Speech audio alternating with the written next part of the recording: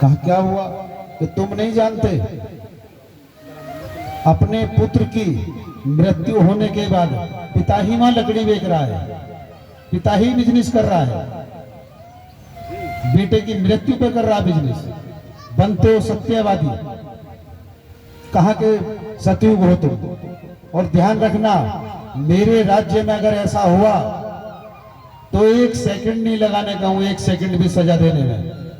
मेरे राज्य में अपने पुत्र की मृत्यु पे वियोग कर सकता है, परेशान हो सकता है, बिजनेस नहीं कर सकता। ये वो कलयुग का राज्य है, बना फिरता है तो सतयुग। फिर द्वापर से पूछा कि अब आप बता दो महाराज, आप तो द्वापर हो ना, दूसरा नंबर आपका ही है, आपने क्या किया, क्या हुआ आपके राज्य में। द्वापर हाथ जोड़ के खड़े हो गए, कहा जो हुआ गलत हुआ, बस मैं ध्यान नहीं दे पाया। कहा मेरे ध्यान की चिंता कर रहे हो, बात कर रहे हो, और ये बोल रहे हो कि हमें गेट पे खड़ा कर दिया। अरे अगर तुम्हारा शासन ऐसा होता या नियम ऐसे होते तो स्वयं ब्रह्म तुम्हारे राज्य में जब आए थे, जब तुम राजा थे वहां के, वो परेशान ना होते, सीता मैया का हरण नहीं कर सकता था रावण। आज करके देख लो, कोई अगर कोई सीता अपने आप ही दौड़ के जा रही हो तो बात अलग है, लेकिन कोई किसी का अपहरण करके देख लो, कितना समय लगे सजा मिलने में, कितना टाइम लगता है माताओं। ज्यादा ज्यादा 1 दिन 2 दिन 10 दिन। पहले तो पुलिस वाले ही उठाएंगे, जो समाज के बहुत अच्छे कार्य करता है पुलिस वाले, और आर्मी वालों को तो सदैव नमन करते हैं हम दोनों को, पुलिस वालों को और आर्मी वालों को दिल से नमन करते हैं दूर से, कि अगर समाज में ये ना हो तो हम सब कुत्ते बिल्ली की तरह कट के यहीं मर लड़के मर जाएंगे। यही सब कुछ संभाले हुए हैं, देश से अंदर को पुलिस वालों ने संभाल रखा है और सीमा को बाहर से आर्मी वालों ने उठा रखा है। सबके लिए एक जयकारा होना चाहिए कायदे में, सबके लिए उत्साह बनना चाहिए उनके लिए। लेकिन वो वीर गति को प्राप्त भी हो रहे, कोई नहीं जानता, जिसका गया है वो ही रो रही है। पड़ोसी दूर से खड़ा होकर कह रहा अरे बहुत कमा लिया होगा, अब गया है तो और मिल जाएगा। तू अपना भेज कर लेके देख, अपना बेटा भेज और लेके देख 1 करोड़ रुपए 2 करोड़ रुपए, कलेजा फट जाता है कलेजा। दूर से बात करना बहुत आसान है दूसरे के बारे में, लेकिन जब खुद पे गुजरती है तो नीचे से पृथ्वी भी सरक जाती है, पैर के नीचे से ये लगता है कि पैर भी कहाँ रखता, समझ नहीं पाता। ये पुलिस वाले दिन रात तुम्हारी जो सेवा कर रहे हैं, ड्यूटी कर रहे हैं, कई बार वो चिढ़ाते भी हो जा, चिड़चिड़ापन आ जा, आप तो जाग नहीं सकते 24 घंटा भी, वो 30 दिन बराबर तुम्हारे लिए जाग रहे, पूरे महीना पूरे साल जाग रहे, जब तक ड्यूटी कर रहे हो उन्हें ये पता नहीं कब सोना कब जगना है, तो क्या वो नहीं हो सकते? थोड़ा चिढ़ानापन उनके अंदर नहीं आ सकता? उसके लिए तुम 50 बात अपने मन में सोच के बैठ जाओगे, ये पुलिस वाले ऐसे ही होते हैं ऐसे। अरे तुम्हें देखने की जो दृष्टि है वो नेगेटिव है, तुम्हें देखना ही बुरा है, अच्छा देखना ही नहीं है। अच्छाई से तो बहुत दूर भाग रहे हो। जब तुम वहीं अच्छा देखना शुरू कर दोगे, बुराई दिखाई नहीं देगी किसी के अंदर, तुम ही नहीं देख पा रहे। दृष्टि का तुम्हारी का दोष है, उनका नहीं है। और यहां तक भी है, अगर वो कुछ गलत कर भी रहे हैं तो आप करवा रहे हो, आप ही तो जा रहे हो, वो थोड़ी तुम्हारे घर आ रहे हैं। एक को पकड़ के लेके जा रहे हैं कि तुमने गलत किया, दूसरा सिफारिश करने जा रहा है, ये ले लो वो ले लो, ये कर दो वो कर दो, मैं वहां से फोन कराऊं, मैं यहां से फोन कराऊं। आखिर क्या करेगा वो, पता है उसे?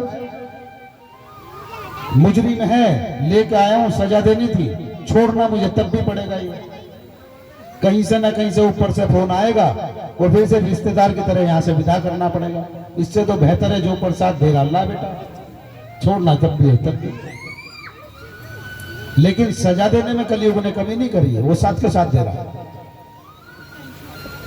वहां सीता जी का हरण हो गया, रावण ने उठा लिया, और तभी कलयुग महाराज ने कहा कि स्वयं राम को तुमने दर दर का भिखारी बना दिया, ब्रह्म को। वनवास दे डाला, ये तेरे राज्य में हुआ ना। तभी कहा हाँ। बोला आप खड़े हो जाओ, दो का बता दिया, दोनों खड़े हो जाओ, और तुम इस राज्य के अधिकारी नहीं हो, यहाँ से बाहर निकल जाओ। तीसरे वाले ने कहा, त्रेता महाराज ने, कि मैं तो तुम्हारा प्रिय हूं ना। कहा तेरी भी बताऊंगा, पहले दो को निकल जान दे, इनके सामने ही बता दो। नहीं नहीं, मेरे से तो कोई भूल नहीं हुई ना। कहा हुई है, जब ब्रह्म दोबारा जन्म लेके आए, मृत्यु लोक में कल्याण करने के लिए आए, श्री कृष्ण भगवान बन के आए, कन्हैया के रूप में आए, तुमने क्या किया जानते हो? एक अबोध बच्चे को जन्म लेते ही, वो तो ब्रह्म थे, सब जानते थे, लेकिन तेरा फर्ज भी तो कुछ था कि एक बच्चे ने जन्म लिया, तुमने मां से जुदा कर दिया। अरे मां के साथ कोई दुर्घटना घट जाए तो बात अलग है, लेकिन जीते जी जिस मां का बच्चा उसके जन्म लेते ही उसके पास से हटा दो, वो तिल मिला उठेगी, उसके बगैर मर जाएगी, परेशान हो जाएगी। मेरा बच्चा कहाँ है, मेरा बच्चा कहाँ है? वो अपना शरीर नहीं देखने की कि मेरे साथ क्या होगा अगर मैं इस पलंग से उठ गई। वो बच्चे का अगर पता नहीं चला है तो मरने मारने पे उतारू हो जाएगी। कहा तुमने क्या किया है कि बच्चे ने जन्म लिया है, माता पिता से गैर जुदा कर दिया है। कहां से निकल के जा रहे हैं? जमुना जी में पिता डूबने के कगार पे है। अरे अगर वो स्वयं कन्हैया ना होते या ब्रह्म ना होते, कोई और साधारण पिता होता तो क्या होता तुम जानते हो? तुमने स्वयं भगवान को नहीं बख्शा, बचपन में उनका बचपन छीन लिया। जो लीलाएं की हैं वो उनकी कृपा थी, लेकिन तुमने कमी नहीं की है। बार बार राक्षस वहां भेजे, बार बार राक्षस वहां भेजे। कहां गए थे तुम जब? कैसे राजा हो? और अगर मैं न्याय प्रिय बना हूं तो मुझे सख्ताई बरतनी पड़ेगी। मैं वो कलियुग हूं, मेरे राज्य में ऐसा नहीं होगा, और होगा तो सजा का प्रावधान पहले तैयार है मेरे पास। लोग आज सड़ के मर रहे हैं, बीमार हो के मर रहे हैं, और ऐसे मर रहे हैं जो जैसे कर्म कर रहा है मैं वैसा ही फल दूंगा। ये कलियुग महाराज ने कहा था। और भगवान से विनती करता हूं कि प्रभु, जो बचपन आपका त्रेता में छीना था, जो जवानी आपकी द्वापर में गई थी, जो सत्य पे सजा सतयुग में मिली थी, मेरे यहां सत्य बोल कर देखना, आनंदित कर दूंगा, आनंदित कर दूंगा।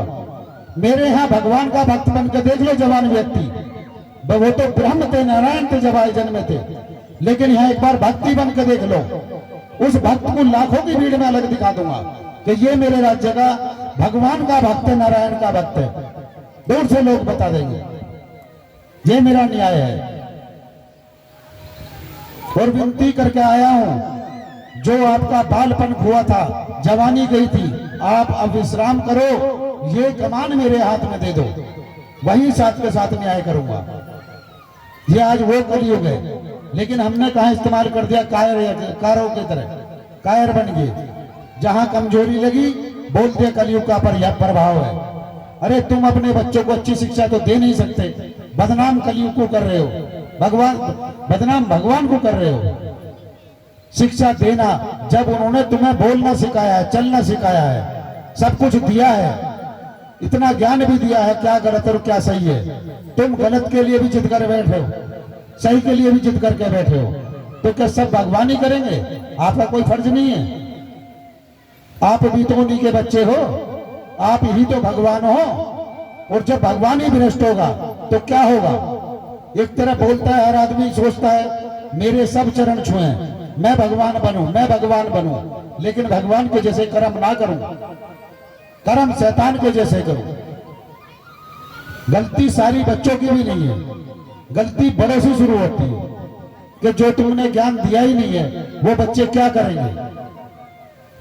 आने वाले बच्चों को और पीढ़ियों के लिए आप सभी से हाथ जोड़ के विनती है, माताओं, बहनों और भाइयों से, बुजुर्गों से भी, कि जिनके पोता पोती हों उन्हें अच्छे संस्कार दो, माता पिता बच्चे को अच्छे संस्कार दे, धर्म से जोड़े, अधर्म ना सिखावे। कि तेरे चाचा ने ये कह दिया है, वहां नहीं जाना चाचा के पास। ताऊ ने ये कह दिया, ताऊ के पास नहीं जाना। गांव के उस फला आदमी ने ये कह दिया, वहां नहीं। तेरे फूफा जो है ना बड़े ऐसे है, बुआ ऐसी है, वहां नहीं जाना। अरे बच्चों पे क्यों थोप रहे हो? अभी उनकी मानसिकता कितनी बड़ी होगी। आपने छोटी सी बात कह के छोड़ दिया कि तेरे चाचा गलत हैं, या तेरा ताऊ गलत है, तेरा बाबा गलत है, तेरी दादी गलत है। बच्चे के मन में वही जगह जो बात है घर कर की है, जीवन भर वो उनसे ईर्षा कर रहा है। कारण क्या है उसे भी नहीं पता है, क्योंकि जहर घोल कर तुम जा रहे हो। उस जहर को ना घोलो। अगर कोई तुम्हारे किसी से विचार नहीं मिलते परिवार में, मत मिलाओ, कोई जबरदस्ती नहीं है। लेकिन बच्चों को ना सिखाओ। बच्चों से यही कहो, तेरे चाचा बहुत ठीक है, तेरी बुआ बहुत अच्छा बेटा, सब ठीक है। अगर वो पूछ भी रहा है आप क्यों नहीं जा रहे हो, बस टाइम नहीं मिल रहा है। ये ना बताओ कि हमारी झगड़ा हो गया, उससे विवाद हो गया, उसे झगड़े की जड़ का पता नहीं है, वो उनसे बहुत दूर चला गया है। आज उनसे दूर किया है, आने वाला जो कल है वो तुम्हारे से उसी बच्चे को दूर कर देगा, उसी को दूर करेगा, क्योंकि उसकी मानसिकता वहीं डेवलप होगी, वहीं बढ़ी है। उसे वही पता जो आपने सिखाया। भगवान का नाम तो आप कभी सिखाते नहीं। हिंदुओं में तो कॉन्वेंट स्कूल भेज दो, बस क्या सीखना है 1 2 3 ABCD। अरे तुम ABCD सिखाओ, 1 2 3 सिखाओ, अच्छी बात है, बहुत बढ़िया बात है।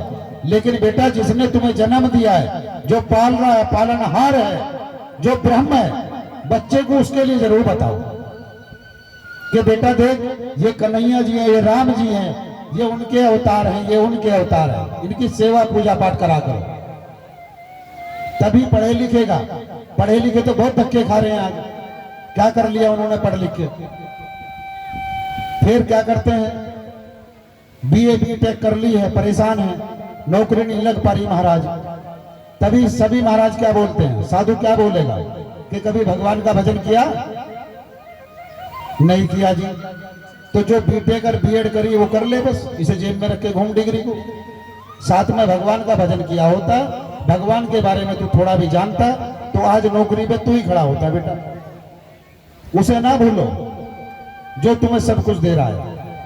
पढ़ाओ लिखाओ बच्चों को, ऑफिसर बनाओ, धर्म और मजबूत होगा। लेकिन कब होगा? जब धर्म के बारे में भी तुम बताओगे, तब धर्म मजबूत होगा। नहीं तो ना धर्म मजबूत होगा और ना तुम्हारा खर्च किया हुआ किसी काम आओगा, सब बेकार जाना व्यर्थ है।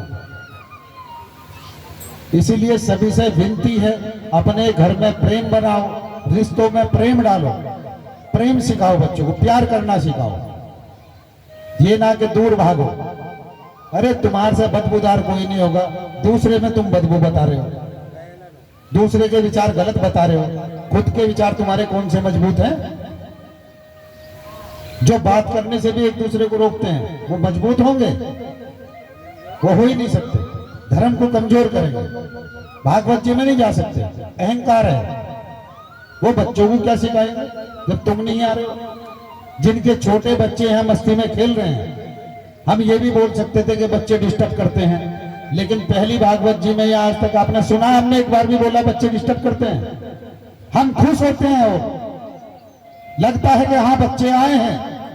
अगर 2 बात भी इनके पल्ले यहां से पड़ गई, भगवान से प्रेम हो गया, इनका जीवन धन्य हो जाएगा और ये धर्म मजबूत हो जाएगा।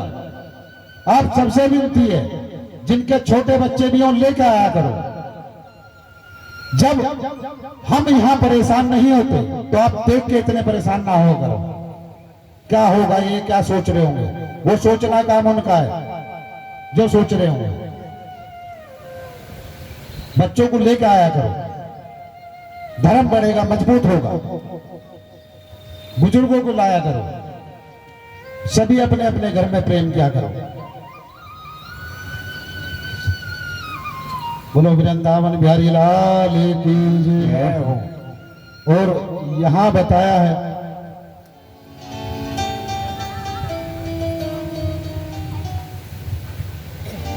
कि सर्वप्रथम भागवत जी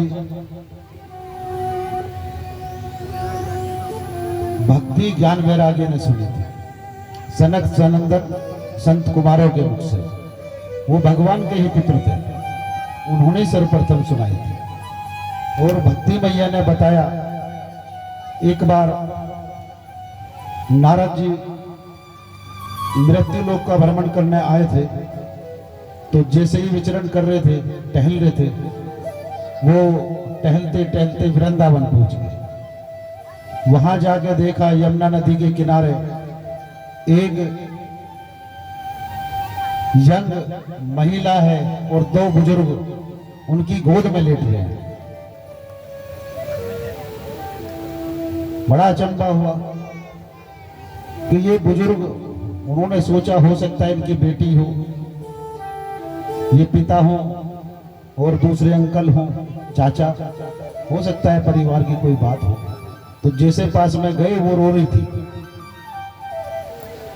भक्ति को रोते हुए देखा, नारद जी ने कहा कि देवी आप क्यों परेशान हो और ये कौन है जो आपकी गोद में है? कहा ये मेरे पुत्र है। बड़ा अचंभा हुआ नारद जी को। कहा ये तो बड़ी उल्टी रीत है मृत्यु लोक की, माता जवान है, बच्चे बुजुर्ग हैं, ये क्या है? कहा आप तो जवान हो और आप बता रही हो ये मेरे बेटे हैं, ये बुजुर्ग हैं। कहा हाँ ये बुजुर्ग है, मैं भी बुजुर्ग थी। कौन है ये? कहा ज्ञान और वैराग्य, जो ज्ञानी बनता है वहां भगवान नहीं होते। जब तक समर्पण नहीं होगा, ब्रह्म का स्पर्श नहीं होगा, चाहे जितना ज्ञानी बन जाए, हम चाहे जितने बड़े पढ़े लिखे बन जा, कितने श्लोक मार लें, समर्पण के बिना भगवान नहीं है। कहा अच्छा कि ये ज्ञान है। कई बार वैराग हो जाता है भगवान का, वैराग में सब कुछ छोड़ छाड़ देता है और घर से निकल के चलते हैं कई बार कि मैं साधु बनूंगा, मैं साधु बनूंगा, वो वैराग है। उस वैराग में भी भगवान नहीं मिलते। कारण है कि तुम्हें वैराग तो हो गया है, लेकिन भगवान से प्रेम नहीं हुआ, और वैरागी को नहीं मिलेंगे ब्रह्म, ना ज्ञानी में ज्ञान में है और ना वैराग में है। वैरागी बनने से नहीं मिलते, वो प्रेम करने से मिलते हैं। भगवान से प्रेम करो। वैरागी घर छोड़ के जा रहा है, उसे ये पता नहीं है कि तू अपनी माता, बहन, बेटी, बहू जो भी है इन सबको छोड़ के जंगल में जा रहा है। तू अकेला जाकर तपस्या करेगा, क्या भगवान मिलेंगे? भगवान को छोड़ के तो तू जा रहा है। जो मालिक ने, गोविंद ने, कन्हैया जी ने तुझे एक अवसर दिया था तपस्या करने का, अपनी माता की, पिता की, बहन की, बेटी की, बहू की, उनकी सबकी सेवा करने का जो तेरे पास अवसर था वो गंवा चुका है। तुझे बैराग हो गया है, और बैरागी को कभी नहीं मिलते भगवान, कभी दर्शन नहीं होते, पूरा जीवन बैराग में गुजार देता। बात लौट के वहीं आ जाती है बेटा कि जब तक प्रेम भगवान से नहीं होगा आप भगवान को प्राप्त नहीं कर सकते। और प्रेम करना सर्वप्रथम आपस में सीख लो पहले अपने आप से। तुम सब भगवान ही हो। अगर एक दूसरे की सेवा करोगे तो नारायण बहुत खुश होंगे। ऐसा समझ लो, समझाने के लिए बोल रहे हैं कि तुम्हारे बाबा हो, बाबा बैठे हो और दो पोते उनके सामने झगड़ा कर रहे हो, न्यारा होने की बात कर रहे हो, आपस में बात ना करते हो, तो क्या बाबा खुश होंगे या दादी खुश होगी? उससे बड़ा कष्ट वो समझेंगे नहीं कि उनके जीवन में कोई हो सकता है। कि देख मेरे सामने ही मेरे घर का ही नाश हो रहा है, यही तो बोलेंगे ना कि मेरे सामने मेरे जीते जी जिसको मैं आज तक बना कर लाई हूं और मेरे सामने ही मेरे घर का नाश हो रहा। दो पोते आपस में झगड़ रहे हैं, अलग हो रहे हैं, अच्छा नहीं लगेगा। ऐसे ही भगवान का है, हम सब उन्हीं के बच्चे हैं। जब हम यहाँ कुत्ते बिल्लियों की तरह लड़ते हैं तो क्या वो खुश होते हैं? या वैराग्य में किसी को छोड़ के हम चले जाए कहीं जंगल में, क्या खुश होंगे? और जंगल में अगर जाना है तो फिर दिल से सब कुछ त्याग दो, पहले ही त्याग कर रखो, बता के रखो, तो कोई तुम्हारे आश्रित ना हो। नहीं तो भगवान ने जो आपको कार्य दिया है उसे अच्छी तरह निभाते रहो, करते रहो। जो तुम्हारे पीछे हैं उनकी सेवा करते रहो। कई बार यहाँ उल्टा है, पिता सोचता है बच्चा मेरी सेवा करेगा। अरे पहले तुम बच्चे की कर लो तो बाद में तुम्हारी जरूर कर देगा। जब तुम उसकी नहीं कर पाओगे वो तुम्हारी क्या करेगा। एक ये प्यार बड़ा स्पेशल भी है, प्यार के मायने भी नहीं जानते आज।